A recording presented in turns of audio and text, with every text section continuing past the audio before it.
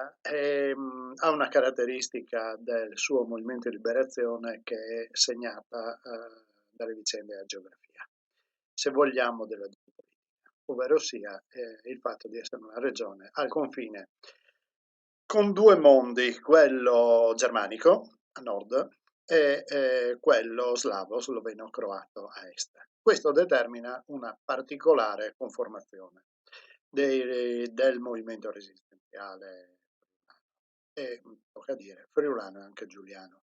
Sono due regioni staccate, lo saranno tutti gli effetti fino alla costituzione della regione autonoma Friuli Venezia Giulia nel 64, vengono da storie millenarie diverse, ma ovviamente si confondono, si influenzano in vario modo. Allora, innanzitutto va detto che la resistenza in Friuli Venezia Giulia ha una caratteristica che la diversifica da tutto il resto della resistenza italiana. Ovvero sia, in Italia le formazioni partigiane nascono in gran parte come formazioni organizzate dai partiti antifascisti e quindi abbiamo le Brigate Garibaldi organizzate dal Partito Comunista, le Brigate Matteotti organizzate dal Partito Socialista, le Brigate di Giustizia e Libertà organizzate dal Partito d'Azione, quindi tutto quel mondo che sta tra il socialismo democratico, i repubblicani, i settori della sinistra liberale, democratici, eccetera. Le Brigate del Popolo, che sono organizzate dalla Democrazia Cristiana.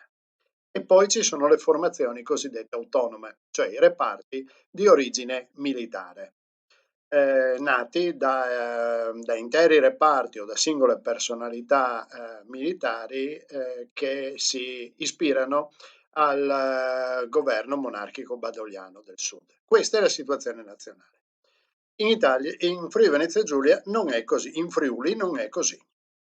In Friuli ci sono, come nel resto d'Italia, le brigate Garibaldi organizzate dai comunisti e dall'altra parte c'è lo Soppo, organizzata da tutti gli altri, perché tutte le altre formazioni politiche democratiche decidono di organizzarsi in un'unica formazione, in cui confluiscono appunto Cellini, socialisti e poi le formazioni che sono più numericamente rilevanti, cioè i cattolici della Democrazia Cristiana e i militari autonomi. Per cui le Brigate Osopo hanno questa caratteristica.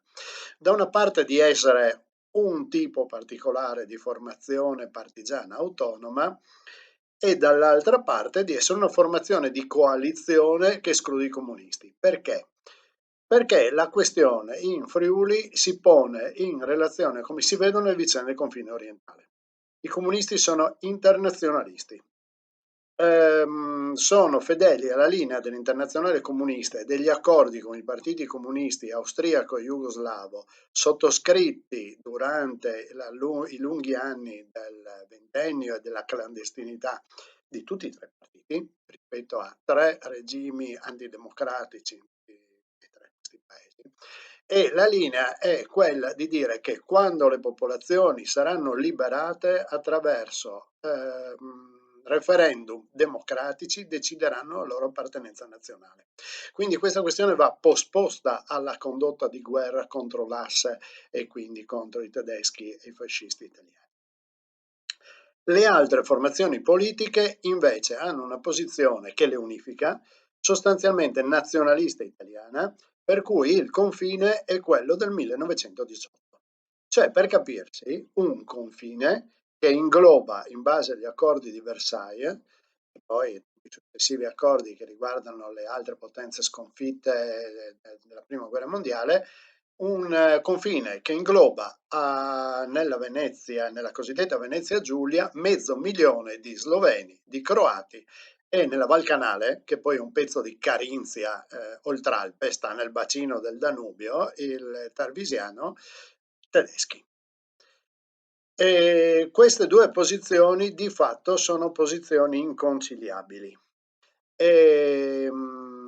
Questo produce il fatto che non va dimenticato che ci sia anche un, come potremmo definirlo, un terzo incomodo. In Friuli Venezia Giulia c'è un'altra componente resistenziale, tutt'altro che marginale e particolare alla nostra regione.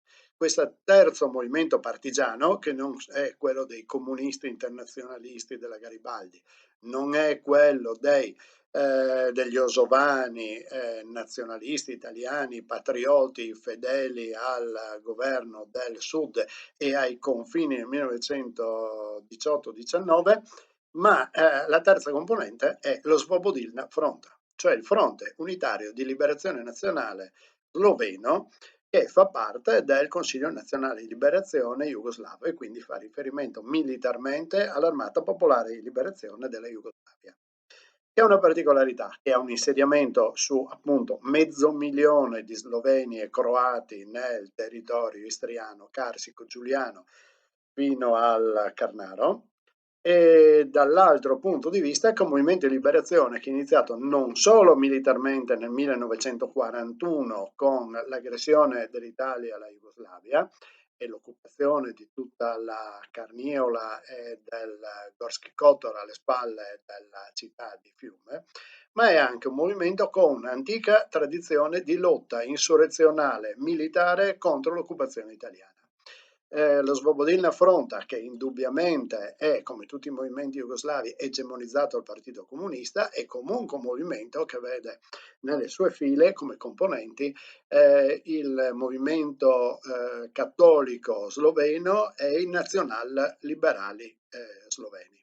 Forze che avevano animato nel ventennio la guerriglia del Tigre, formazione irredentistica slovena, non di sinistra necessariamente, anche se i comunisti vi si allearono in varie iniziative e furono uccisi dal governo italiano insieme con quelli del Tigre. Tigre è la sigla delle iniziali delle 4 città slovene e croate occupate d'Italia: Trieste, Gorizia, Istria e R sta per Rijeka, fiume. Va detto, per parlare delle condizioni di occupazione italiana nei territori orientali, che per 2 volte il Tribunale Speciale si spostò da Roma e fu per venire nelle nostre terre e irrogare la gran parte delle sue condanne a morte contro militanti del Tigre e contro militanti comunisti. Ecco, questa è la dinamica delle forze partigiane a nostra regione. Necessariamente una dinamica che ha visto condizioni di elaborazione unitaria particolarmente difficili.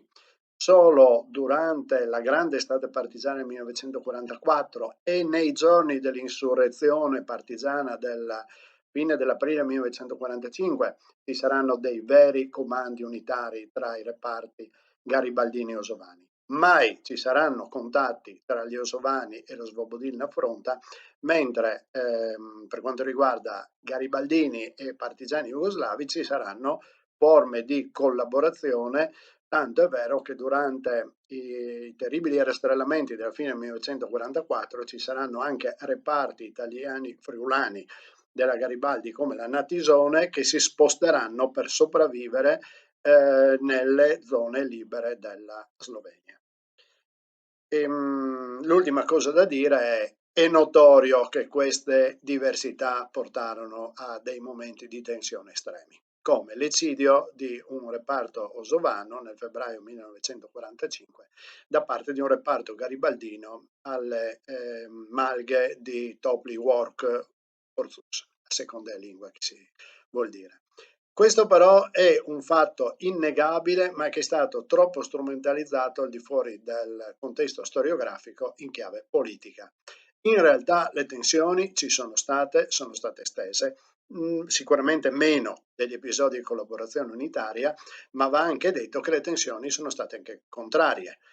Non possiamo dimenticare l'uccisione a Malga Silvagno nel Vicentino di alcuni partigiani garibaldini alla fine del 1943, tra essi Ferruccio Roiatti, un dirigente comunista udinese con una grande storia di clandestinità durante il ventennio, e non possiamo neanche dimenticare il rifiuto degli osovani dopo i fatti di Pielungo dell'estate 1944 di addivenire al processo di unificazione proposto dal Comitato di Liberazione Nazionale Provinciale di Udine e l'imposizione di una rottura con l'espulsione sostanzialmente a tutte le posizioni di responsabilità dei comandanti provenienti da Giustizia e Libertà in quello che è stato definito il cosiddetto golpe di